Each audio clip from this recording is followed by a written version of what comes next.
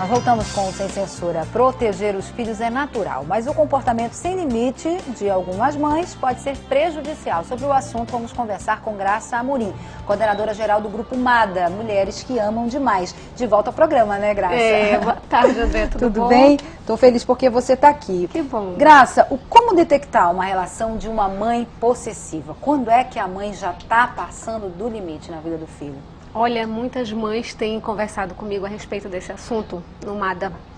E a gente tem identificado algumas situações, né? Inclusive na novela das 8, agora a personagem da Natália do Vale, a Ingrid, né? Faz a interferência total nas relações dos dois filhos, dos gêmeos. Então, na grande verdade, essa relação ela já começa desde pequeno, com aquela superproteção, a mãe não dá aquele espaço para que o filho se desenvolva, né? Tenha a sua personalidade definida de uma forma bem espontânea.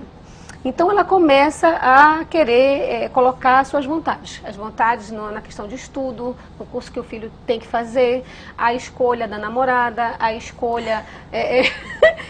isso acontece. A mãe, ela quer escolher, né? A mãe que é possessiva, que se torna uma mãe mada, que eu chamo, ela quer escolher tudo para o filho, desde a profissão até a namorada, a esposa, a quantidade de filhos que ele quer ter, onde ele vai morar, a cor da parede da casa dele. Então, começa a ficar uma coisa... Em tudo.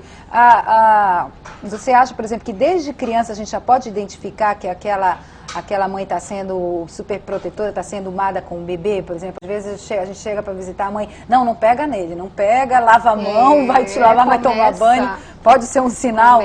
Geralmente a gente identifica muito naquelas mães que tem uma dificuldade muito grande para engravidar, né? E que passam muito tempo fazendo tratamento e tudo. Então, quando conseguem, no máximo é um filho, e aí fica com aquela neurose realmente de Tadinha, não pode cair, não pode pisar no chão, né? Não pode criar anticorpos. Então, isso aí acaba criando na criança uma insegurança. Ela não cria assim, aquela personalidade forte. E, na verdade, assim, normalmente são mães de filhos únicos ou não? Não, as mães de filhos únicos a gente já vê muito. Porque a Ana Laura é mãe do Vinícius. Agora temos casos, eu conheço mãe de filho único que cria como se fossem 10, assim. Então, isso é muito relativo, vai muito da questão da personalidade da mulher, né, da mãe, e na questão como ela direciona a criação do seu filho. Eu sou mãe de filho único, eu procuro não cometer esse erro, né? E é difícil, assim, é difícil para ela, para a mãe perceber que aquilo deixou de ser normal e já passou a ser patológico, passou a ser uma doença. Não, com certeza, com certeza. Inclusive, quando o filho arranja, assim, uma namorada, né? Então, essa relação, ela já começa aí, uma disputa pela posse. Então, a mãe, ela já vê a namorada, a noiva, a esposa como uma concorrente, tá tomando meu lugar, quer roubar meu filho, né? Então, ela já começa a implicar. E é aquele caso da personagem, né? Quer dizer, com todas as namoradas, você sempre vai achar um efeito. Né? Se é separada, porque é separada com o filho, né? Se é mais velha, porque é mais velha. Tem que ser amiga da sogra. Isso é uma técnica ainda. A professora Isabelle ficou, porque achou o assunto muito interessante. Você se identifica com uma mãe mada que ama demais ou não, professora? Olha, uma vez eu estava lendo a respeito disso, ao nascimento do meu primeiro filho, e eu li uma coisa muito interessante, que diz o seguinte: a mãe, uma boa mãe, é aquela mãe que consegue se tornar desnecessária. Isso. Então, isso eu tento fazer com os meus filhos, me tornar desnecessária. Porque eu não vou estar aqui para sempre. Exato. E o que acontece? É bom que eles comecem a tomar suas decisões enquanto são pequenas decisões.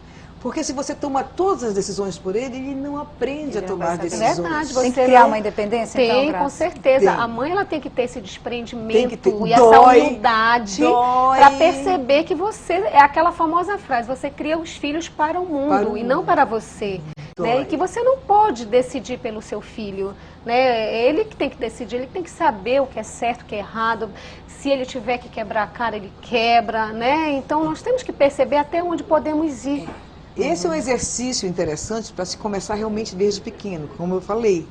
É um exercício difícil. De preparação. Difícil quando que você começa da hora de tirar a rodinha da bicicleta. Você acha que ainda não está na hora, mas se ele acha que está bom, dá vontade de não deixar cair, não né? faça. Você fica assim, não.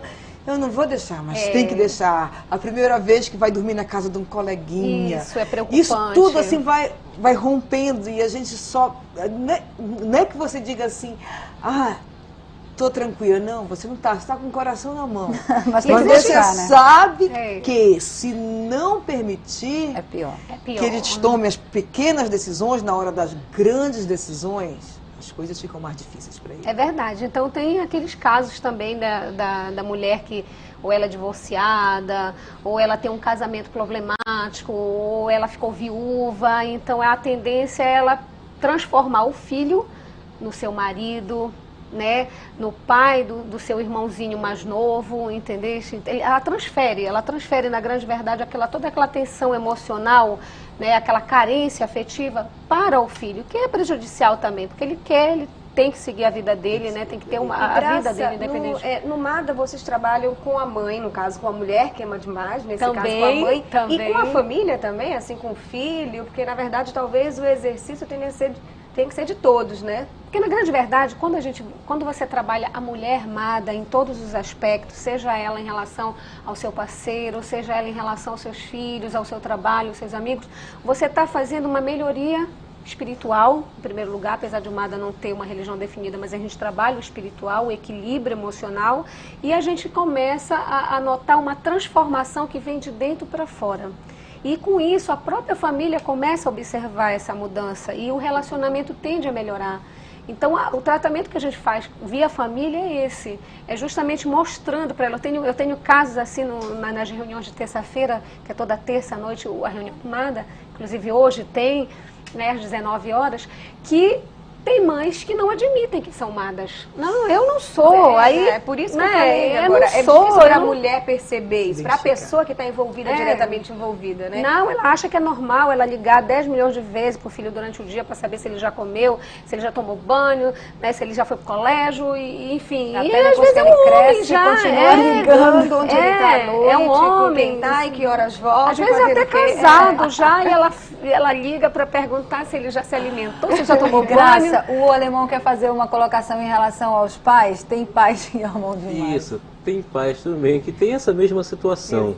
É verdade, tem os ádios, né? A gente ainda não tem em Belém, mas nós temos os homens que amam demais anônimos, que entram nessa tua modalidade, que é bem mais raro, porque a função materna ela é bem mais característica dessa superproteção, dessa posse, né? Geralmente as mães madas elas são muito ciumentas, muito controladoras, né? Muito possessivas, e a tendência do filho por ter uma mãe assim desde criança é procurar uma mulher, uma esposa, uma namorada com o mesmo perfil. Isso tem as suas exceções, tá, gente? Mas a maioria dos casos a gente observa que o homem ele busca na sua namorada, na sua esposa, uma característica assim bem parecida com a da sua mãe. Complicado. É complicado. Aí tu imagina duas personalidades iguais em conflito, né? Pode falar. Nas suas reuniões, por exemplo, é normal ter casais? Não, Não, nós são trabalhamos, o MADA, são mulheres que amam demais anônimas, nós trabalhamos as mulheres. Muitos maridos, né, namorados, eles me telefonam, a gente troca informações por telefone, dizer sempre, dona Graça, mas a senhora tem que ouvir a minha versão. Eu disse, gente, eu não estou aqui para decidir, para ser juiz, para decidir quem está certo, quem está errado, né? Nós fazemos apenas uma terapia de espelho, que é uma terapia em grupo, né? Em alguns casos temos psicólogas, psiquiatras que são voluntárias, que a gente encaminha casos individuais extremos, né? Porque trabalhar com a perda é uma coisa muito difícil e a gente não trabalha só a perda de relacionamento homem-mulher, a gente trabalha também a perda de filhos, tem muitas delas que perderam filhos ainda muito bebês, né, e que não conseguem porque, segundo a cabecinha delas, a ordem natural é que a mãe morra primeiro. Então são vários casos que se eu for te mensurar é muito, enfim.